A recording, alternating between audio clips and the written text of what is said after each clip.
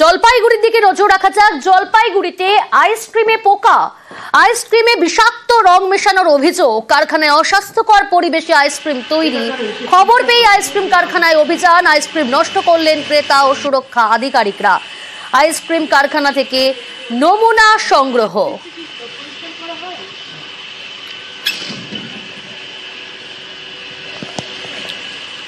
SDO এবং DM ম্যাডামের অর্ডারে এখানে এলাম, দেখলাম কিছু টেস্ট মোবাইল ল্যাব আছে ওখানে আমরা করেছি, আর যে টেস্টগুলো এখানে হবে না সেগুলো আমরা সেন্ট্রাল ল্যাবরেটরিতে পাঠাচ্ছি।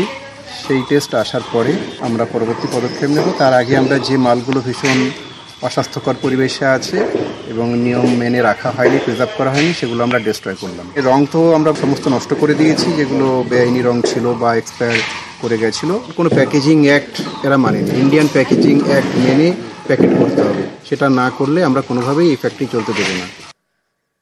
এবার নজর রাখা যাক ওয়েদার আপডেটের দিকে। গরম কমবে দক্ষিণবঙ্গের জেলাগুলিতে। আগামী 7 দিন তাপপ্রবাহ থেকে মুক্তি। যেভাবে ব্যবসা গরম, তীব্র গরম, সেই গরম থেকে এবার রেহাই পাবে দক্ষিণবঙ্গবাসী।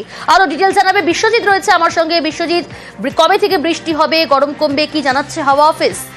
দেখো, গতকাল থেকেই বৃষ্টি হচ্ছে এবং আজ থেকে এই বৃষ্টির পরিমাণটা কিছুটা বাড়বে, এমনটাই আবহাওয়া দপ্তরের পূর্বাভাস। কারণ ইতিমধ্যেই দক্ষিণবঙ্গের 7 জেলাতে কালবৈশাখীর মতো পরিস্থিতি তৈরি হতে পারে আগামী 24 ঘন্টায়, এবং তার সঙ্গে বজ্রবিদ্যুৎ সহ বৃষ্টি, কোথাও কোথাও বিক্ষিপ্তভাবে শিলাবৃষ্টি।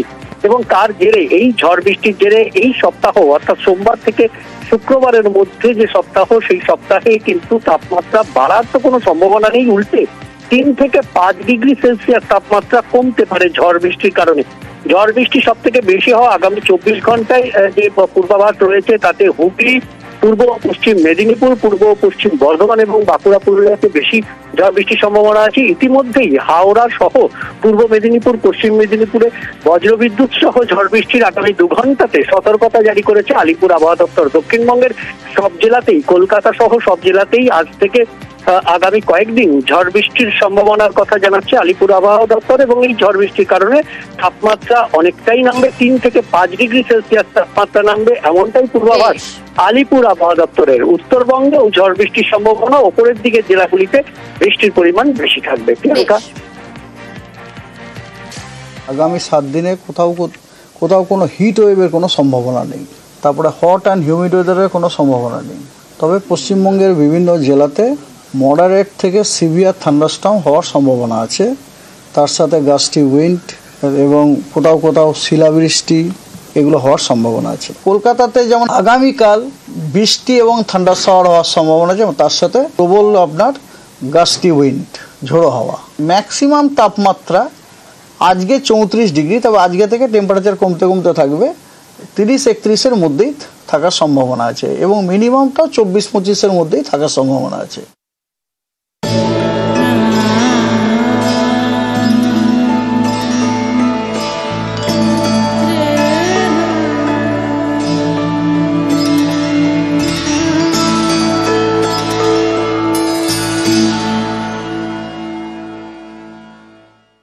কাউন্টডাউন শুরু, হাতে মাত্র আর 1 দিন।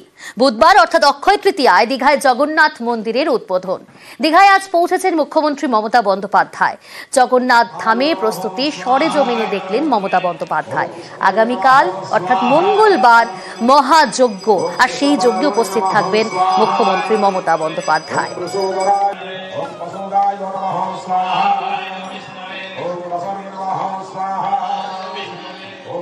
তার উদ্ঘাটনের একটা টাইম আছে, অক্ষয় তৃতীয়ার দিন 2:30 প্রোগ্রাম করা হচ্ছে সকলই। আর তার আগে কালকে থেকে যজ্ঞ হচ্ছে, 7 দিন ধরে যজ্ঞ চলছে, নানা রকম ওদের যে সমস্ত সিস্টেম। কালকেও যজ্ঞ চলবে। পরশুদিনও সকাল থেকে ঠাকুর প্রতিস্থাপনার নানা রকম প্রস্তুতি চলবে। দ্বারোদ্ঘাটন হবে 2:30 থেকে 3টের মধ্যে। তারপরে ইনাগুরেশন প্রোগ্রাম করবে, ইনাগুরেশন করে দ্বারোদ্ঘাটন, তারপরে ইনাগুরেশনের প্রোগ্রাম। সহকর্মী রুমেলা রয়েছে দীঘা থেকে সরাসরি। রুমেলা, সোমবার সন্ধে চারিদিকটা আলোকমালা যেভাবে আমরা দেখছি রঙিন হয়ে উঠেছে। অপেক্ষার আর মাত্র 1 দিন। আগামীকাল মহাযজ্ঞ এবং অক্ষয় তৃতীয়া বুধবার, সেদিন দীঘায় জগন্নাথ মন্দিরের উদ্বোধন। আজ মুখ্যমন্ত্রীও পৌঁছে গিয়েছেন। শেষ মুহূর্তের প্রস্তুতি এবং নিরাপত্তার ছবিটা যদি একটু তুলে ধরো।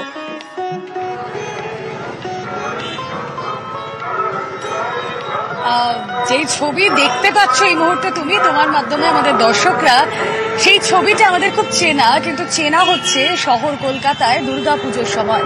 আমরা জেলার বিভিন্ন প্রান্তেও দুর্গাপুজোর সময় দেখি এরকমই আলোক উজ্জ্বল সন্ধে। যে ছবি দেখাচ্ছি, চন্দননগরের আলোয় সেজে উঠেছে এই গোটা রাস্তা। ঠিক যেদিকে ছবি আমি দেখাচ্ছি সেদিকেই হচ্ছে ওল্ড দীঘা, এবং দেখতেই পাচ্ছ যে সেখানে আলোর তোরণ দেওয়া হয়েছে এবং যতদূর চোখ যায় শুধু এভাবেই আলোর মালায় সাজানো হয়েছে দীঘাকে। ওল্ড দীঘার যদি এই ছবি হয়, যতদূর চোখ যায় এই আলোর মালা, নিউ দীঘাতেও কিন্তু একই ছবি। এবং এই যে রাস্তা ওল্ড দীঘা থেকে নিউ দীঘা যাওয়ার, যার মাঝেই এই জগন্নাথ মন্দির, সেই রাস্তা ইতিমধ্যেই দেখতে পাচ্ছ যে ব্যারিকেড করে রাখা হয়েছে। খুব সিলেক্টিভলি গাড়ি চেক করে তা ঢুকতে দেওয়া হচ্ছে। সাধারণ মানুষ যারা এখানে এসেছেন ঘুরতে, তারা একবার হলেও জগন্নাথ ধাম, হ্যাঁ এখনো দ্বারোদ্ঘাটন হয়নি, কিন্তু বাইরে থেকে জগন্নাথ ধাম তারা প্রত্যক্ষ করে যাচ্ছেন। আরো একটা বিষয় হলো, কিছুক্ষণ আগেই বিশ্বজিৎ বলছিল ঝড় বৃষ্টির কথা, ২ পরগনায় ঝড় বৃষ্টির কথা। আমি পূর্ব মেদিনীপুরের ছবিটা বলি, যখন আমি তোমার সঙ্গে কথা বলছি প্রিয়াঙ্কা, তখন ঝিরিঝিরি না খানিকটা একটু বেড়েছে বৃষ্টির বেগটা। কিছুক্ষণ আগেই ভালো বৃষ্টি হয়ে গিয়েছে, রাস্তা দেখলেই বোঝা যাবে রাস্তা ভিজে রয়েছে। জগন্নাথ দেব আসবেন, হাতে আর মাত্র একটা দিন মাঝে, তারপরই এই মন্দিরের দ্বারোদ্ঘাটন এবং প্রাণ প্রতিষ্ঠা। তার আগে বোধহয় প্রকৃতিও খানিকটা শান্তি পৌঁছে দিচ্ছে এখানে জগন্নাথ ধাম যারা দেখতে আসছেন তাদের জন্য, এই গরমের থেকে খানিকটা নিস্তার দিয়ে। একেবারে অনেক ধন্যবাদ।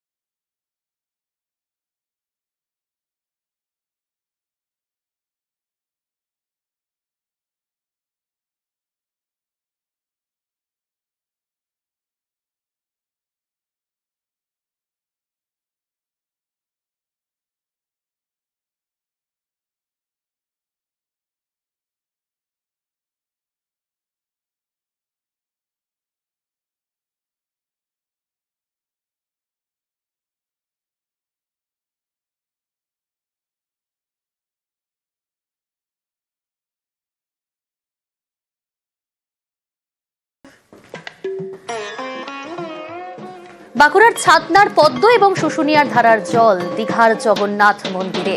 সাদা ও লাল পদ্ম মিলিয়ে মোট ৩,০০৩টি ফুল ও শুশুনিয়া পাহাড়ের পবিত্র জল নিয়ে দীঘায় গেলেন ছাতনার বহু পুণ্যার্থী।